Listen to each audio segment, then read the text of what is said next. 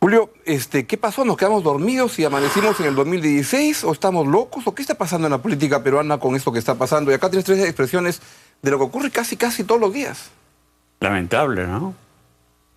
Lamentable confundir lo privado con un acto público. Lamentable llevar la celebración de una fiesta familiar como si fuera un acto de carácter político, en la que no hay... Se confunden los planos completamente. ¿Qué está pasando en la política peruana? ¿Tú sientes que, como yo no sé, que hay una especie de degradación de las cosas? ¿Cada año que pasa es peor? Bueno, el problema es que nuestro nivel de bueno es demasiado alto, ¿no? La valla política es demasiado alto para la calidad peruana. He estado pensando en los presidentes de la Alianza para el Pacífico. Piñera, Santos, Peña Nieto. Frente a esta gente que tiene carrera política, que sabe cómo hacer las cosas, el papelón que debe haber hecho nuestro presidente debe ser grande, ¿no? ¿Por qué? Porque no está preparado para nada de estas cosas. No sé para qué está preparado, pero debe estar para algo, pero no para estas cosas. El problema es que en el Perú los políticos no están preparados, o no, mejor dicho, no hay políticos. Pero en el caso del presidente Ollanta, ¿cómo evalúas este año y medio, casi ya 2 años, en los cuales yo también siento que como que son periodos en los cuales uno con un trabajo nuevo va aprendiendo en el cargo? El presidente no siento que eso esté ocurriendo. ¿Qué político en el Perú aprende en el camino? Ninguno.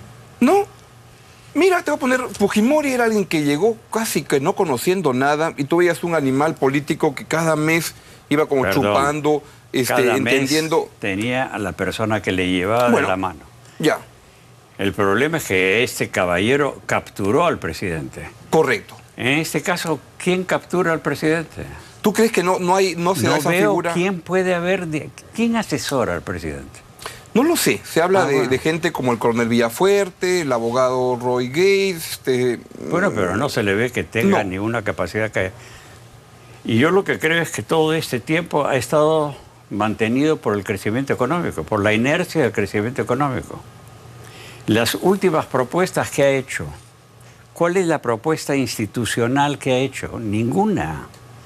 Todos son parches que pone a propósito de seguir llevando a cabo el crecimiento económico. No hay ninguna propuesta de carácter institucional. No está servir, no está reformas políticas, no está descentralización. Nada de las cosas importantes. Se va a crear un comité para destrabar el crecimiento económico. ¿Eso es institucional? Eso es una emergencia. Pero ¿qué pasa después de esto? Ninguno de estos caballeros o la señora tiene ningún interés en ningún proyecto institucional. Se trata de creer que uno está arriba y entonces manda para que las cosas se hagan. ¿Qué va a suceder el día en que el crecimiento económico pueda disminuir? O en que a China le vaya mal y en ese caso... ¿Y sobre qué base se sostiene el país? ¿Ollanta es un hombre de derecha o izquierda o sabe Dios qué? O Dios sabe Dios qué. O un día para acá, como él dice, gobierno virando para la izquierda, gobierno para la derecha y... No, ni siquiera eso. Zigzaguea de acuerdo con la situación que se le presenta, pero no porque sea de izquierda o que sea de derecha. Él no tiene ningún proyecto intelectual, no tiene ningún proyecto ideológico, no tiene ninguna mira, no tiene objetivos. Los objetivos son inclusión social.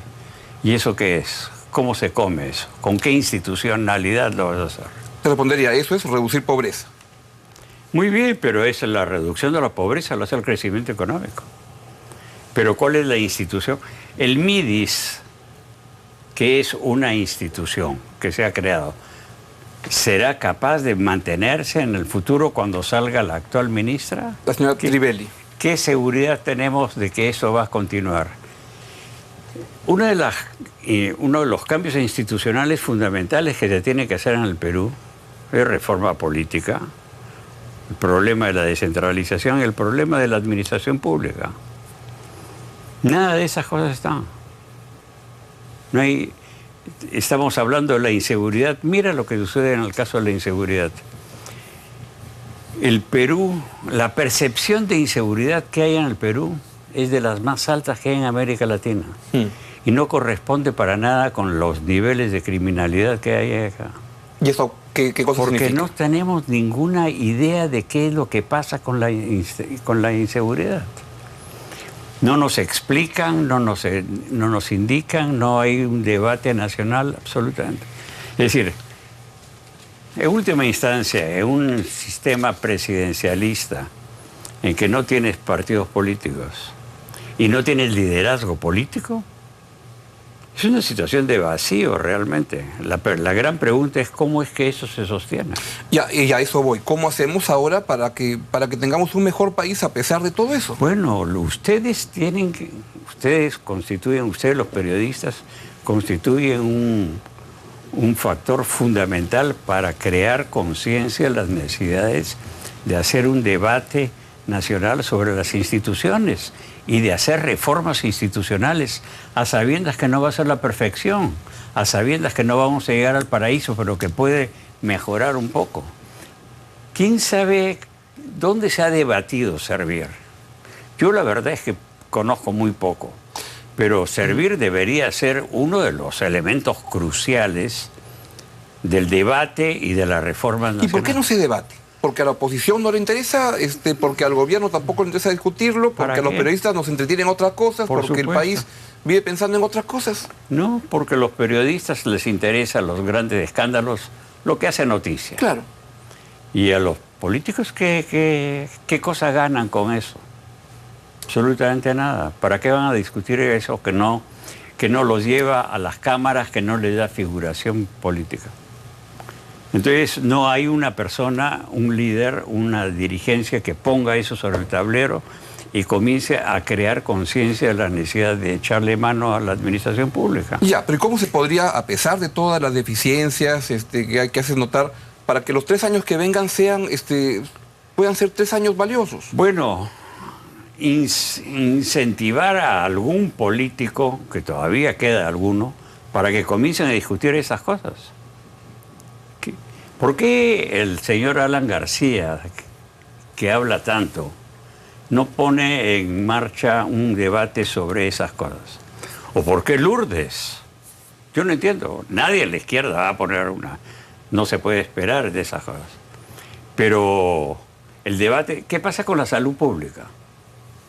No se sabe nada. Pero lo que hay es que es un gobierno poco ambicioso en que no ha querido entrar a fondo a temas como educación, como salud, como Pero nadie, no solamente el gobierno. ¿Dónde está el debate? El debate se hace en las ONGs, en las conferencias académicas, en las universidades, pero políticamente, en el ambiente público. Tú no sé si es que tú ves todos los programas de televisión, pero si tú vieras alguno de los programas de televisión te echas a llorar, pues, ¿no? Bueno, felizmente no veo todos, veo algunos. Pero son puros escándalos. Y cuanto más morboso, mejor. Y no es así en todos lados. Es decir, que a pesar que hay unas cosas, hay también fuerzas políticas que van llevando y que van poniendo temas y que van... y que hay espacio para todo. Lo que pasa es que en el Perú solamente hay espacio para algunas cosas. Hay gente que le interesa únicamente la farándula, cosa que me parece muy bien, es perfectamente legítimo. Pero también hay gente que está interesada en la marcha del país, en la marcha de la economía, de las instituciones, de la política, y debería haber espacios públicos para estas cuestiones. No hay. Y ahí lo que sería importante es un gobierno que pone agenda, es decir, alguien que va poniendo temas de agenda. Es el liderazgo político. El liderazgo político significa poner la agenda y hacer que la gente debata sobre la agenda y sacar resoluciones alrededor de la agenda. ¿Quién lo pone? ¿La agenda de este gobierno cuál es? No hay. Pero ¿cuál fue la agenda del anterior y del otro? Bueno, un crecimiento económico y que eso va chorreando poco a poco. Entonces, el piloto automático. Tenemos excelente, para los que están de acuerdo con esta política económica, tenemos un Ministerio de Economía, Superintendencia de Banca, Indecop y las famosas islas de la modernidad y de la eficiencia. Bueno, pero ¿por qué no podemos hacer algo parecido para educación, salud y lo demás? Se habla tanto de que el futuro es la economía del conocimiento. ¿Y qué pasa con las universidades estatales? Eso es una cuestión, un problema muy, muy fuerte. De ahí salen los futuros jueces, los futuros políticos, los futuros maestros. Y la calidad de la universidad pública no es, por decirlo menos, lo mejor que uno podría imaginar. No, claro. Entonces, hay demasiados problemas para discutir. Y lo único que sabemos es que si es que vamos a crecer al 5.9 o 6.2. Y muchas veces, si es que vamos a crecer a 5.9, se debe al señor Humala y no se debe a los precios de China. Entonces, yo creo que es este vacío de partidos políticos, este vacío de cultura política, es muy, muy peligroso. Para preguntarte a dónde vamos con eso y cómo vislumbras lo que puede ocurrir si no se cambian las cosas, vamos a una breve pausa.